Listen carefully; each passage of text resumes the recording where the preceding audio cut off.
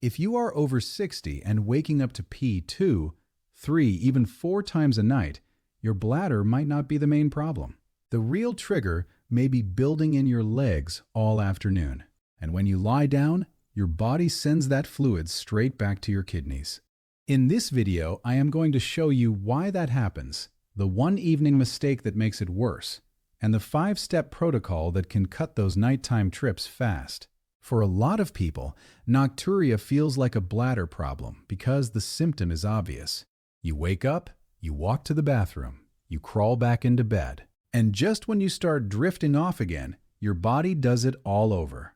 That pattern has a name, nocturia, and once it happens 2 or more times a night, it is not just annoying, it starts stealing the most restorative part of your sleep. The damage is not only the bathroom trips themselves. It is the broken sleep cycles, the morning fog, the irritability, the higher fall risk, and that quiet fear that maybe this is just what aging feels like now. That is the line I hate most, that this is just what aging feels like now. A few years ago, my father started slowing down in exactly that vague, hard-to-explain way. Worse sleep, less energy, more night waking. People around him treated it like a normal trade for getting older. I did not buy that then, and I do not buy it now. If that sounds familiar, you are not alone. And in a lot of cases, the real problem is not that your bladder suddenly became useless. It is that your fluid is moving at the wrong time. But here is what makes this tricky. The biggest clue is usually not in the bathroom. It is on your ankles, your socks, and your shoes by the end of the day. Let me show you what is really happening. Most people picture nighttime urination as a bladder tank filling up too early. But for many adults over 60, the bigger problem starts much earlier. Gravity pulls fluid downward all day long. If you sit a lot, stand a lot, have mild venous insufficiency, or eat a salty dinner, more fluid stays trapped in the lower legs. That trapped fluid is a mild form of edema. Sometimes it is obvious. Puffy ankles, sock marks, shoes tighter at 6 p.m. than they were at 10 in the morning. Sometimes it is subtle enough that people never connect it to their sleep. Then bedtime arrives. You lie flat. Gravity stops pinning that fluid in your legs. It shifts back into circulation. Your heart suddenly sees more returning volume. Your kidneys get the message that there is extra fluid on board. And they do what kidneys are supposed to do. They start clearing it. One of the hormones involved here is atrial natriuretic peptide, or ANP. It is released when the heart senses stretch from extra volume. ANP basically tells the kidneys, we have enough fluid, dump some of it. The problem is not that this signal exists. The problem is the timing. The signal arrives after you lie down, right when you are trying to consolidate sleep. That is how you get nocturnal polyuria. Too much of your daily urine output gets shifted into the nighttime window. So even if your bladder is normal, it is being handed a midnight workload it was never supposed to handle. This is also why simple advice like just drink less water often disappoints people. Because the issue is not only what you drank at dinner, it is what your body retained in the afternoon and released after lights out. Salt makes this worse. If your evening meal is heavy in sodium, your body holds on to more water. That gives you more fluid to mobilize when you lie down. So the kidneys are not only clearing redistributed fluid, they are clearing sodium-linked water as well. And there is another layer. If you snore heavily or have sleep apnea, the pressure changes in your chest can push the heart toward releasing even more ANP. So the person thinks, my bladder is waking me up. But the real sequence may be breathing problem first, hormone signal second, kidneys third, bathroom trip fourth. That is the reframe. Nighttime urination after 60 is often a circulation and timing problem before it is a bladder problem. But that is actually good news, because circulation and timing are things you can change. Here is the protocol I would start with if this were happening in my own house. And I want to make one thing clear up front. These steps work best together because they hit the problem earlier in the chain instead of waiting for the bladder to complain. Here is what most people get wrong. They panic and slash fluids all day. That usually backfires. The smarter move is to front-load hydration. Drink earlier, taper later. Most of your fluids should happen before late afternoon. Then you ease off after dinner and stop routine drinking 2 to 3 hours before bed. Why this works is simple. You are moving urine production into waking hours, where it belongs, not starving yourself of water, just changing the schedule. What if I told you the dinner table can matter more than the nightstand glass of water? That is exactly what happens when evening sodium is high. A single restaurant dinner can easily carry 2 to 4 grams of sodium before dessert. That is enough to change your overnight fluid balance. When sodium goes up, water retention goes up.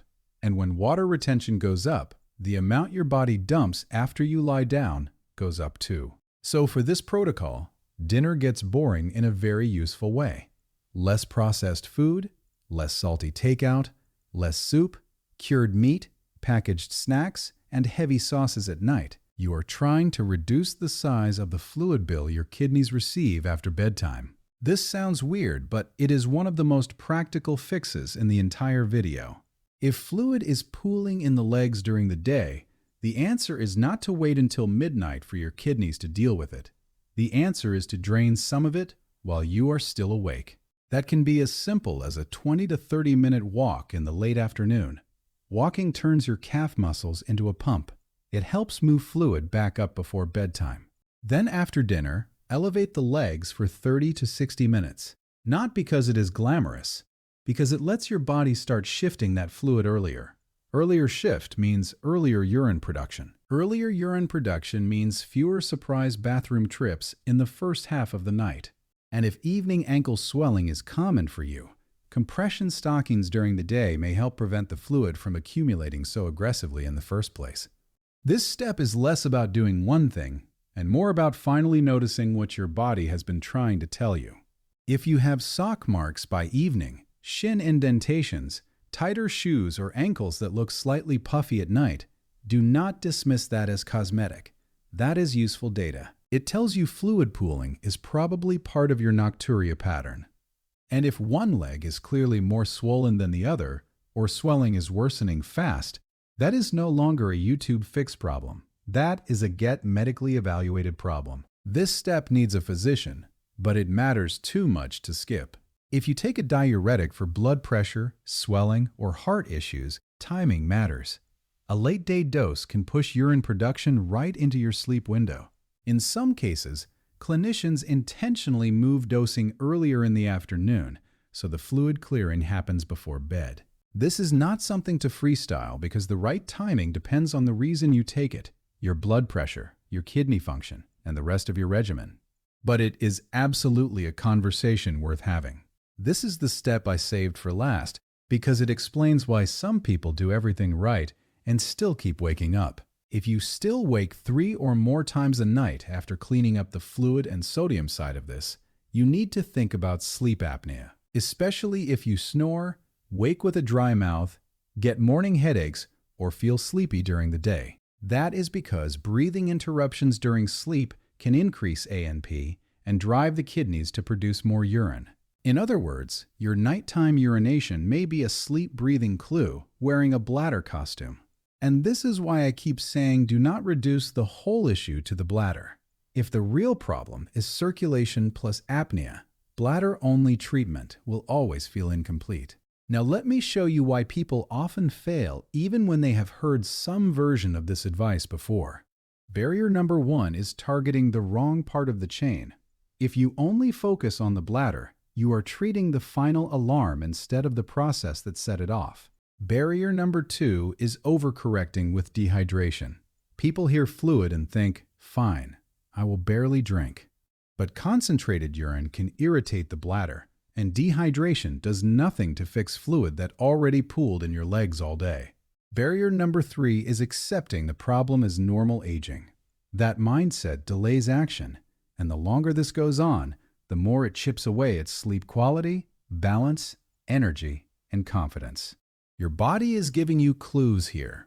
Ankles, sock marks, snoring, dinner choices, medication timing. None of these feel dramatic by themselves, but together, they explain why the same person who feels fine at noon is wide awake in the bathroom at 2:30. So if you have been fighting this only from the bladder side, do not think of that as failure. Think of it as incomplete math. You are solving the wrong equation. Here is the circulation first protocol on one screen.